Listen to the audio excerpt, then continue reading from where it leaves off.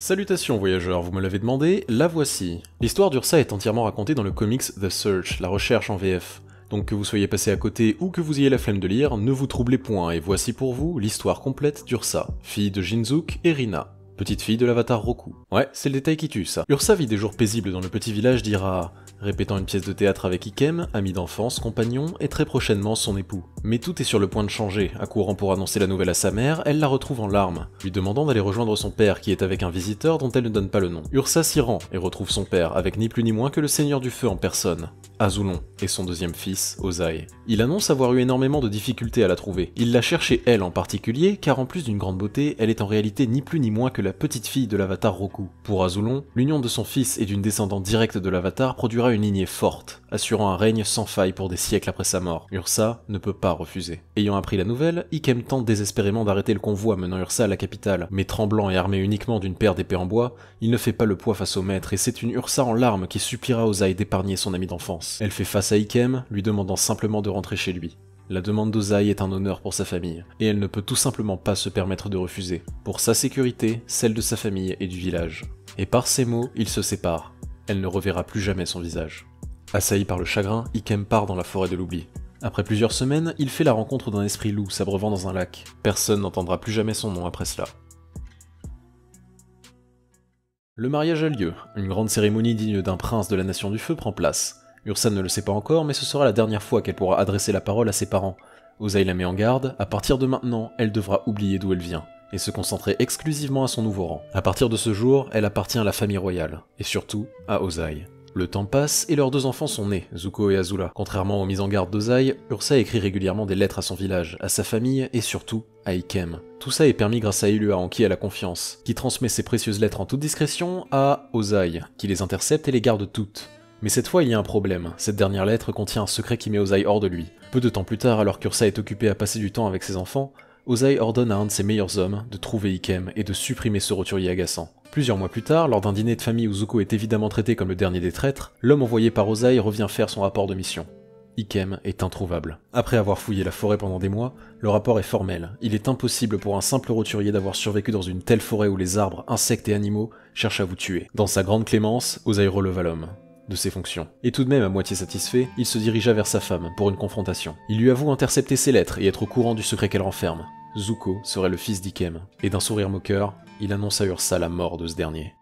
La vie semble reprendre son cours pour les époux.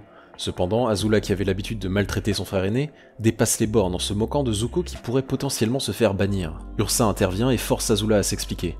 Elle aurait surpris la conversation entre Azulon et Ozai, qui aurait osé demander le droit d'aînesse de son frère, et a succédé au trône à sa place. En colère face à tant d'indécence, Azulon lui ordonnera de lui aussi perdre son premier fils à son tour, pour qu'il comprenne la douleur de perdre son premier-né. Ce qui ne le dérangera pas plus que ça. Il prévoit d'obéir et dans sa grande clémence, il prévoit même de le tuer pendant son sommeil. Ursa s'interpose cependant, elle refuse de perdre son fils. Elle passe un marché avec Ozai, il veut le trône et elle veut sauver son fils. Elle lui propose de lui préparer un poison inodore et incolore, dont il fera ce qu'il veut, à condition d'épargner Zuko. Il accepte à une seule condition, qu'elle quitte la capitale, car elle ne veut pas qu'un certain poison inodore et incolore se retrouve dans la nourriture du nouveau Seigneur du Feu. Elle demande à prendre les enfants avec elle, mais Ozai refuse, ils seront sa garantie. Elle prépare le poison, embrasse ses enfants une dernière fois, et s'en va. Nous sommes maintenant juste après la fin de la série. Zuko est le nouveau Seigneur du Feu, Azula est enfermé et en camisole, à côté de son père, dépourvu lui de sa maîtrise. Voulant devenir un Seigneur du Feu noble et respecté, Zuko veut renouer les liens avec sa famille, ou du moins les améliorer. Comment être un bon dirigeant pour une nation si l'on ne traite pas sa famille avec dignité? Cette idée va mûrir dans l'esprit de Zuko à tel point qu'il décide de rendre visite à sa sœur. Elle répond violemment, en jouant sur la volonté de Zuko de réparer les liens, elle demande à parler avec son père en privé. Zuko accepte, et le soir tombé, il décide de lui faire prendre un peu l'air. Mais elle parvient à se dégager et à s'enfuir. Il parvient à la rejoindre et découvre qu'elle est en possession de lettres d'Ursa, permettant de la retrouver. Elles étaient bien là où lui a indiqué Ozai.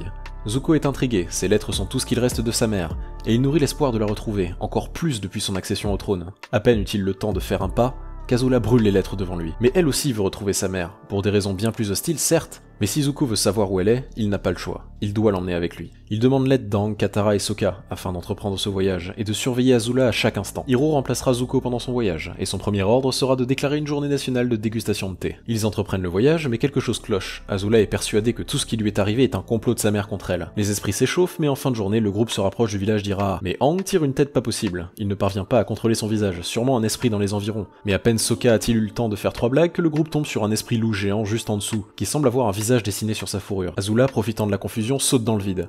Aang vole à son secours, mais elle brûle son planeur. Azula atterrit sans encombre, Aang se crache un peu plus loin. Appa se pose, Katara et Sokka vont vers Aang et Zuko pourchasse Azula. Elle court vers le village, mais elle entend sa mère lui parler à travers son reflet dans un ruisseau. Ursa faisant preuve de bienveillance même dans les illusions d'Azula, elle perd le contrôle et foudroie le cours d'eau. La vision d'une mère aimante lui est insupportable, tant elle est persuadée qu'elle l'a toujours détestée et craint pour son pouvoir. Cette altercation solitaire permet néanmoins à Zuko et au groupe de la rattraper. Katara la piège instantanément dans la glace et Aang recommence à faire des grimaces. Le grand esprit du loup bleu est juste là. N'écoutant pas les excuses respectueuses de l'avatar, il engage le combat contre le groupe.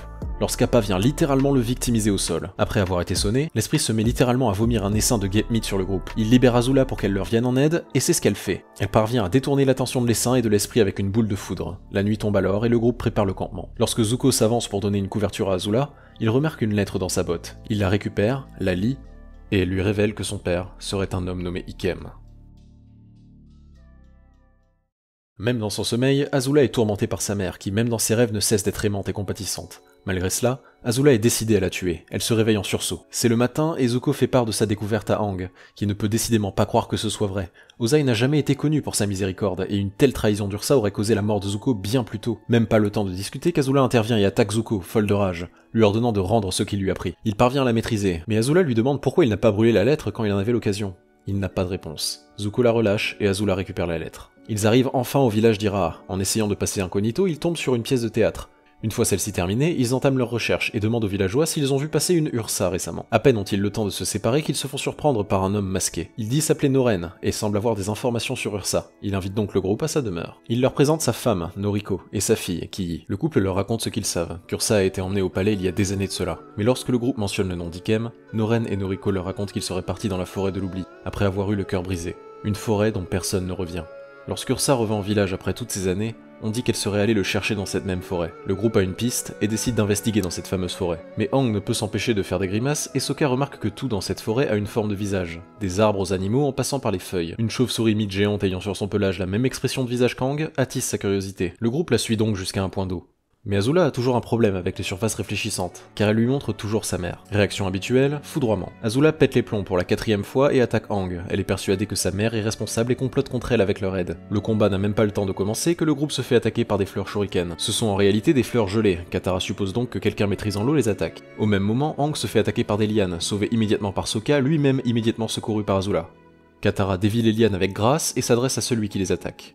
Une vieille femme et un homme masqué sortent des bois, habillés des accoutrements de la tribu de l'eau du Nord. Ces deux personnes sont frères et sœurs. Le frère, Rafa, s'est fait voler son visage il y a des années de cela. Sa sœur, Mizu, a passé le reste de sa vie à étudier, pour lui venir en aide. Elle a découvert qu'un puissant esprit passant de temps en temps dans cette forêt avait le pouvoir de donner aux gens de nouveaux visages. Elle leur raconte que lorsque cet esprit approche, la forêt le leur dit. Tout se retrouve marqué par un motif de visage. Il y a 4 bassins dans cette forêt, et l'esprit ne vient que dans celui dans lequel un loup géant vient s'abreuver. Elle a attendu des années, mais est à chaque fois passée à côté. Aang décide de prendre les choses en main, et d'aller lui-même dans le monde des esprits. Azula pète encore les plombs pour la 5e fois, persuadée que ces voyageurs ont été envoyés par sa mère pour la ralentir, et elle les attaque. Pendant ce temps, Aang retrouve la chauve-souris mythe dans le monde des esprits, qui l'emmène au loup géant, qui à défaut d'être hostile, n'est pas plus coopératif. Aang s'accroche à sa fourrure, et le loup l'emmène devant l'esprit tant recherché, la mère des visages.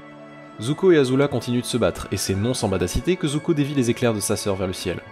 Le groupe s'apprête à maîtriser Azula quand Aang revient du monde des esprits, annonçant l'arrivée d'un visiteur très spécial. La mère des visages apparaît et elle est catégorique, elle n'accordera qu'une seule faveur. Aang décide de laisser Mizu demander la sienne. Elle a attendu trop longtemps et ce ne serait pas juste de lui voler cette chance. À peine a-t-elle le temps de formuler sa requête qu'Azula s'interpose et demande la sienne. Où est Ursa? Et l'esprit avait la réponse.